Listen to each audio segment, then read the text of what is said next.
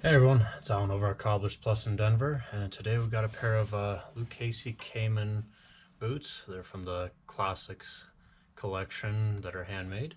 So come join us and check out how we're going to be resoling these. Been meaning to do a Lucchese video for a while, so definitely finally had to make the time to do so. And these are the perfect boots for it, so come check it out.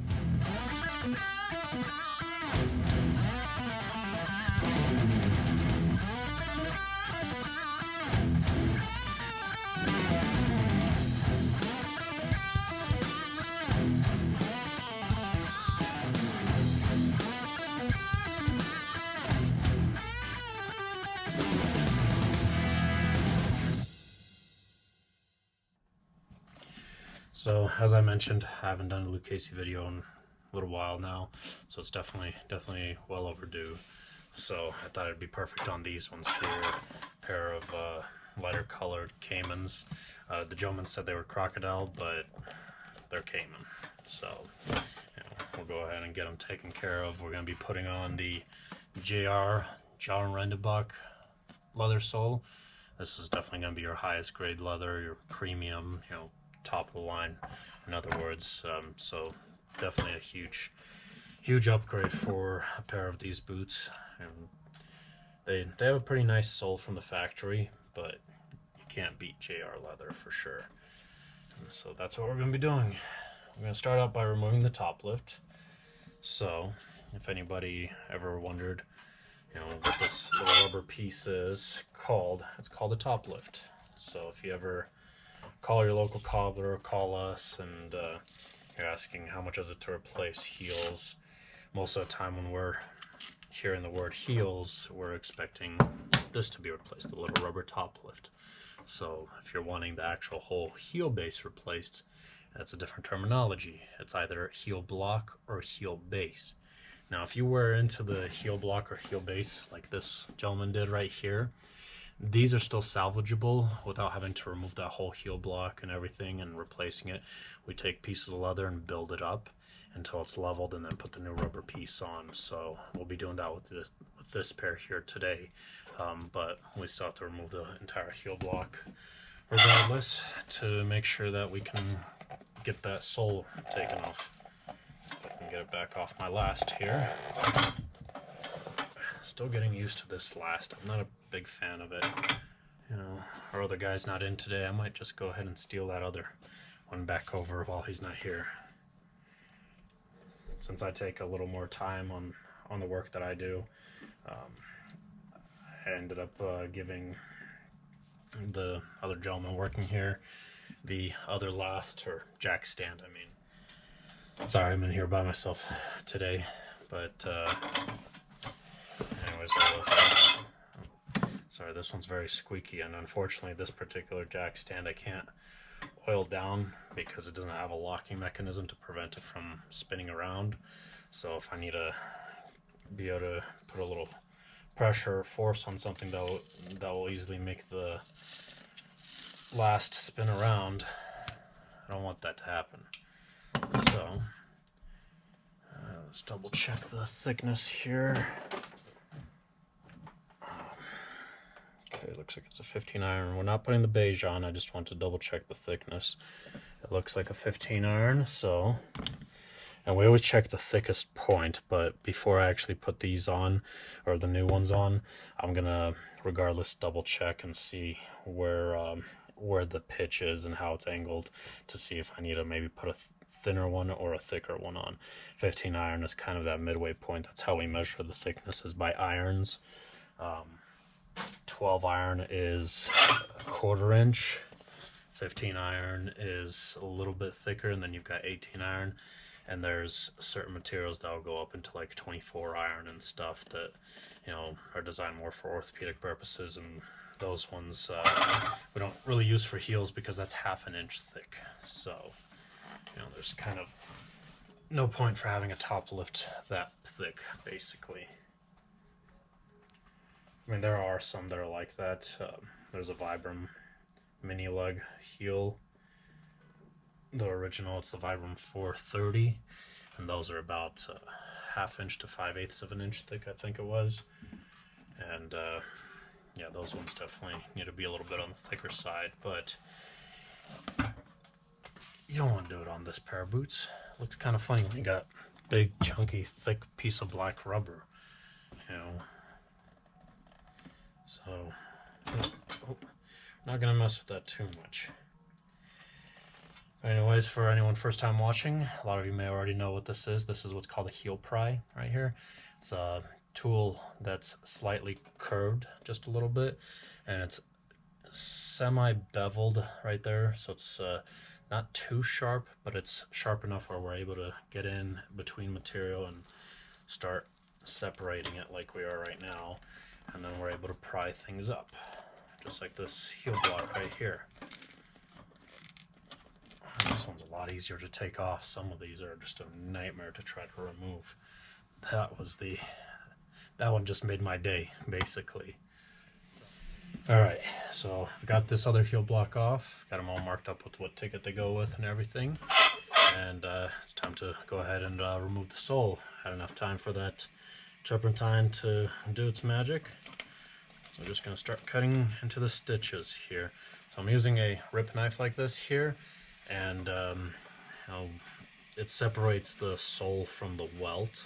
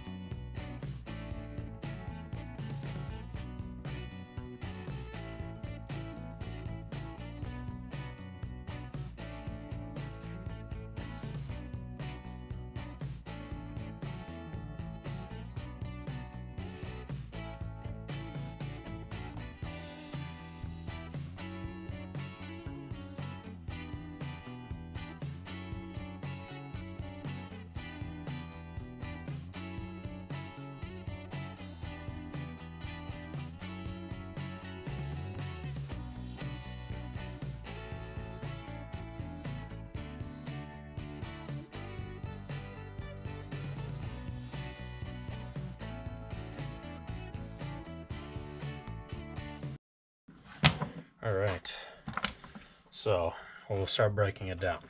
So that's the heel rend right there. It's a plastic piece, kind of just helps keep the shape of the heel on these boots. Not all of the boots have rends. Some of them have a leather one also. Some of them have a rubber. You know, this one's a plastic one in particular. Most of the time that's what you see is plastic. But you know, it's really just to kind of help keep the shape there, because they're pre-cut. And when you put the leather full sole on there, this works as a great guide. As far as bonding or adhering to it, nothing really likes to work very well. Nothing really likes to bond very well to this. We tend to use a bit of a primer on it and then start putting a rubber cement on. Sometimes it depends on the plastic. Sometimes it's just a straight contact cement is the best we can do, and then, you know, it holds up for a while, but then it starts to peel up somewhere.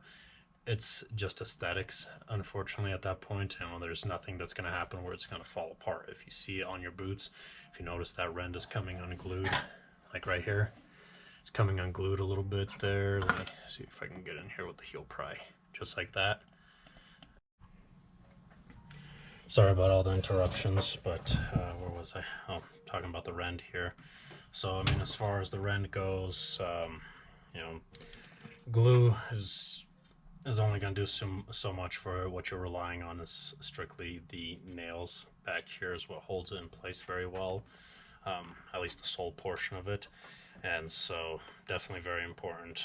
So it's kind of one of those things that if you forget to put the nails in, which has happened to a handful of cobblers over the years, even me, like years ago when I was still a teenager, and definitely isn't the best thing to have to deal with, because we're not just using just the gripper nails. There were also nails right here. You can see all those sticking out. Those go around the whole area there and kind of hold that down as well. But also, for anyone that doesn't know, this is what's called a steel shank. This is what helps keep that curve. So as you can tell, the heel block is off, but it still has that nice curve there. The shank helps keep that, you know, angled properly. It helps with support, shock absorption as well. You know, so it's a very important feature to have, especially on a pair of Western boots. Now, as far as it setting off any kind of metal detectors or anything, usually they're too small, and metal detectors are designed in certain ways to be able to accommodate footwear so it doesn't get set off. But even if it does set it off, you just have the metal detector, the wand style, that just go through you and see that, oh, it's just your boots that are setting it off. So it's not a big issue. Now, we're going to go ahead and pop out some of these staples here, because during the removal of the sole, these staples ended up, I'll grab a different knife here, these staples ended up coming out, and they're just little tiny short tack staples like this there, so they don't really do all that well when it comes to holding down the upper. And by upper, when I say that, the upper is this top area here, because it needs to wrap underneath the sole to be secured. And this one, they secured it with these little staples, as well as glue, of course, and the glue's already worn out anyways, and the staples aren't doing all that well to hold it down. So we're going to go ahead and pop them out and glue everything back together, and run a couple of clinch nails. Clinch nails are a different story than gripper nails. The way clinch nails are designed, and usually the ones that we use are the brass style like this. You can see that they're fairly long, 5/8 of an inch. They're designed so that when it goes into the material, it hits the steel last underneath, and this is what's the last. Hits that last, and the needle curves into basically a hook, and it really helps secure it all nicely. Underneath here, we only run a couple, anywhere between 3 to 5, because that's just to help tack down the upper in that area. Because once we have the sole on, we're going to run even more of them in to hold the sole together in that area. We don't like to use the lemon pegs. Lemon pegs are the little wood pegs that you might see in boots sometimes. I mean, we could definitely put them in. I don't like them just because wood has a tendency to corrode a little bit more than brass nails, so they're not quite as strong and durable. Again, if you're looking for long term, going for metal over wood is definitely very important. And we don't exactly pull out all of these, it's just the ones that are sticking up and just kind of oddly shaped. The rest of them I'm going to leave there, and after I get some glue in these areas, I'm going to hammer them down so that they flatten out some more, just because they're filling in a hole basically, which is not a bad thing. Alright, so we're back here again. We got everything glued up. I can take this back off the last now so I can show everyone. But we've got it all taken care of. It was all sanded up. Pulled out the old stitches, of course. On something like this, you gotta pull out stitches, and I've got a pair that came in today that the stitches weren't pulled on, so it drives me a little nuts. And there's just one tiny little fluff here, and there we go. It wasn't a stitch, it was just a fluff of a stitch. Get it? But anyways, on the inside here, you probably can't quite see it too well anymore, but there's a couple of the gripper nails. I got 3 of them holding down the upper so that it doesn't end up coming undone or anything, since we pulled out those old staples and everything. And of course we're going to run more in there, but that's once we got the sole on, so we got a little bit more strength in the material. But now we're just going to go ahead and line it up. We did, of course, trace out the old soles. That's why you can see that these are all cut already, at least on the toe area right there. We traced it out to get it to line up as closely as we can. And the goal of that, again, is it's mostly aesthetics, so that we can get that JR logo as centered as possible. And, you know, we could always leave it and then just put on the full sole without needing to take up that extra time of tracing and cutting it out beforehand. And a little extra that you put in to make it look nice definitely is a huge deal sometimes, at least for me and a handful of other cobblers.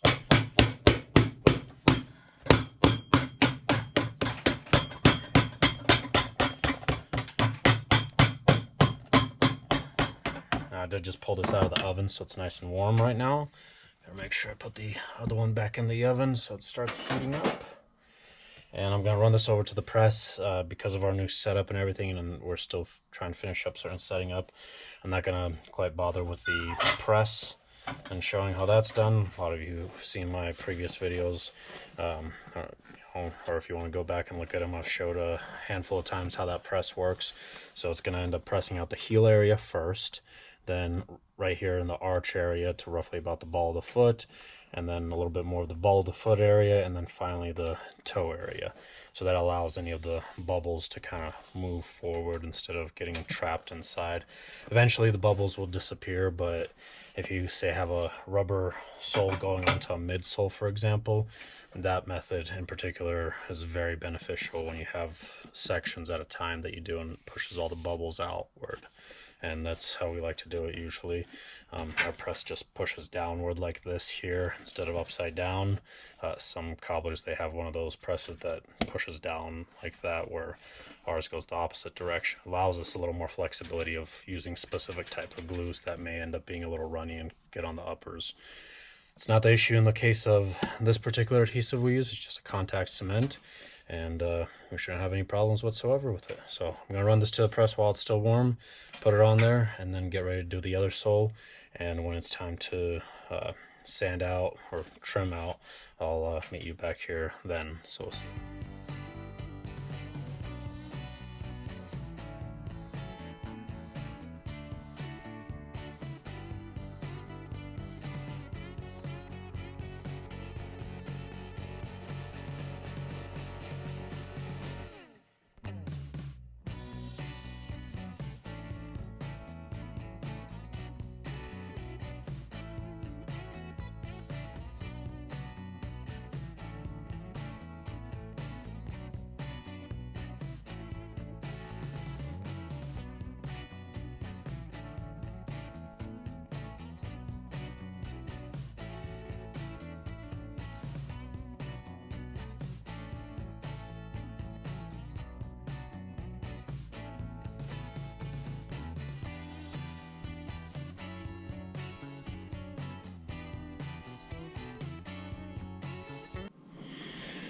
All right, so we've got the sole all taken care of course, and now we're ready to go ahead and start stitching it up.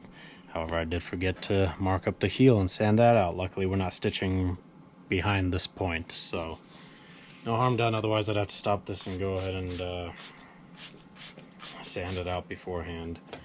But we'll go ahead and get that going. We're over at our curved needle. We've got the brown thread for this here where the welt is, because we do stitch upside down on this machine, and black for the top area, just because we're just going to be doing neutral everything on this one, nothing too major or fancy that's going to stick out. So I'm going to spray this down some more. These JR soles do not like water too much, which is a good thing for everybody out there who's getting soles done and putting JR leather on. JR leather does not take on moisture all that easily. Just the top layer, it's just enough for us to be able to stitch, you know, around. We have to spray it down to soften it at least a hair, you know, because this leather is very dense. So we'll go ahead and get started on that.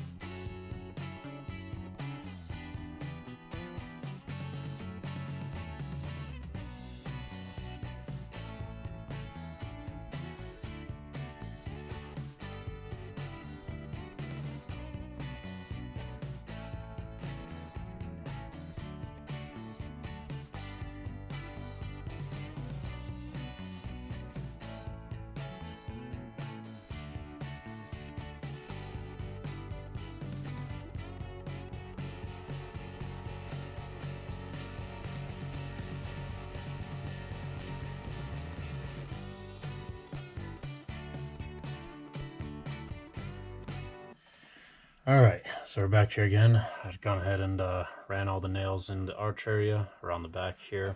I kind of have to do a little bit quicker just because I'm running out of space on my camera right now, and got to get these boots and a few other things taken care of. But we ran some clinch nails like that again.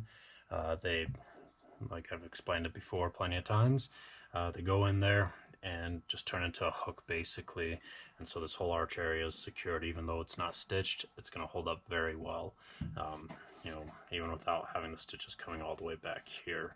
And then of course the heel area, we're definitely going to run some extra nails in always, and then we are going to put the heel bases on and run the gripper nails in from the inside.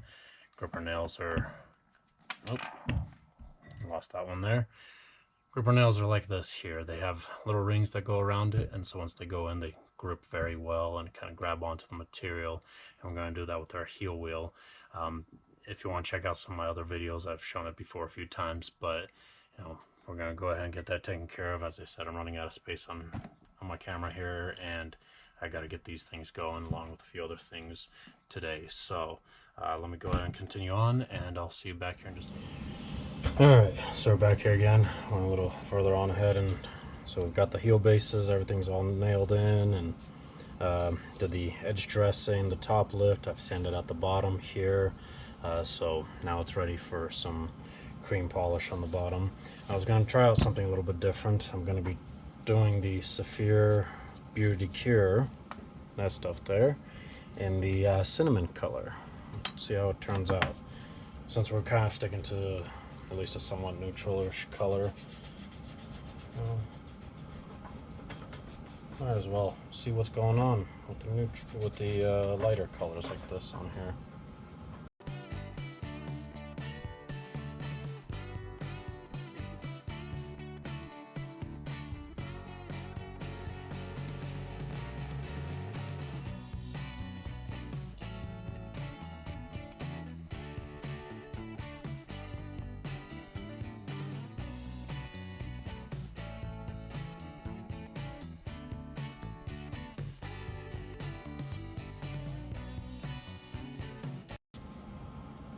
Not bad. I'm gonna let this dry for just a minute and then buff it up, and then we're gonna start working on the uppers afterwards. So let me go ahead and finish out the other one and get them all taken care of, and we'll see you back here in just a few on that. Okay, so I've got it buffed up a little bit, and I'm gonna buff it up again one more time before they're done basically. But for now, we're going to go ahead and take care of the uppers. I'd gone through and cleaned up a few rough areas here and there. But at this point, I'm going to go ahead and start out with the conditioning side of things. If I can clip up some of these areas beforehand. Now, typically with exotics and reptile skin, I like to go with the Reptin cream. But with these ones, I'm actually going to go a little bit of a different route. I'm going to go ahead and use the Saphir Medaille Renovator cream. It's got your mink oil in there. We don't care much for that. It's mainly the lanolin that I'm after in here, and it's got beeswax. Where the Reptin here, it's got a wax mineral, which I'm not wanting on these right now, just because we are going to have to do a little bit of color touch up with some Seraphim cream. Found this one. Seems to, is this one, or dang it, I think it was that one. Yeah, it was that guy. And that's got a little bit of turpentine in there, and so for now I want to be able to make sure I condition it well. And the problem with that wax mineral that the Reptin has, becomes a little bit tacky on Caiman and alligator, I've noticed, at least on those reptile skins. So when you're messing with it, I've noticed that. So I want to make sure that I'm conditioning it thoroughly and not having any kind of tackiness getting in the way afterwards. So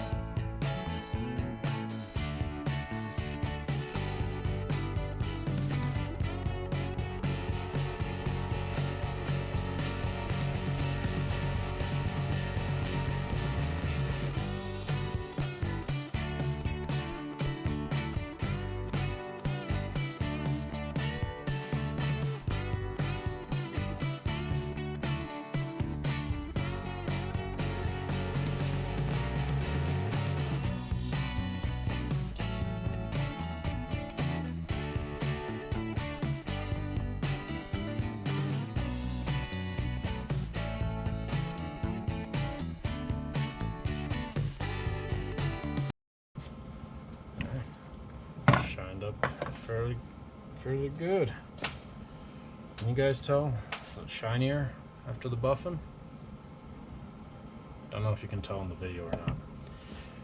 But anyways, that friction there is going to help remelt those waxes and just really make it more evenly coated and a little more presentable and nicer. But at this point I'm basically done. I just got to buff up the bottom just a little bit more on the machine and we're all ready to wrap it up. So I hope you all enjoyed the video. Hope you enjoyed watching at least the majority of the process. I did skip over a few of the things like adding the heel base and everything, but it gives you kind of an insight of how these Lucchese boots are recrafted and resoled. I mean, there are things that can be done as extras, like re-welting, and this welt was still fairly intact and in good shape, but you know, heel bases can be completely replaced. We ended up building up, as most of you may have known, that the heel base was so worn out, but we ended up putting a leather wedge in right here. I don't know if it's quite visible. I should have done that before, but one of our guys ended up grabbing it when I wasn't looking and started doing some work on it. I'm like, oh no, wait, I'm doing some work on those.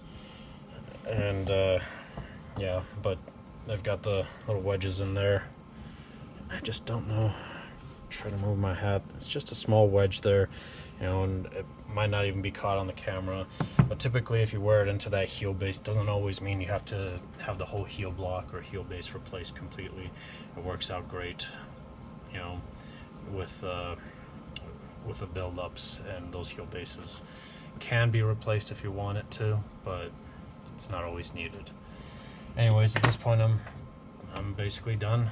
You know, just except I keep seeing little, where are my scissors? I keep seeing little threads sticking out. I always try to cut them, but I always miss some here and there and everything. But anyways, if you have any questions or comments, leave them down below. If you're local here in the Denver area or in Colorado in general, or if you're visiting, feel free to stop on by. Be happy to answer any questions you may have in person. If you're not local, you could always go to our website, CobblersPlusCO. All of our contact information's on there, our phone number, our email address. So if you need to send in some pictures or any other questions, you can always do that. And if you need to ship in your repair order to us, you can also do that through our website. If you go to the ship and order tab, print out the PDF form on there, fill it out, place it in the box, and ship it on over, and we'll get it taken care of and ship it on back to you once it's all ready. I hope you enjoyed this video, and if you did, hit that thumbs up button. If you'd like to see more videos in the future, don't forget to subscribe and hit that notification bell icon to be notified whenever we have our next video out, or if we're doing a live stream or some other giveaways too. You know, you never know, you might be able to win something and get some free stuff, right? But anyways, again, thank you for watching, and we'll see you next time.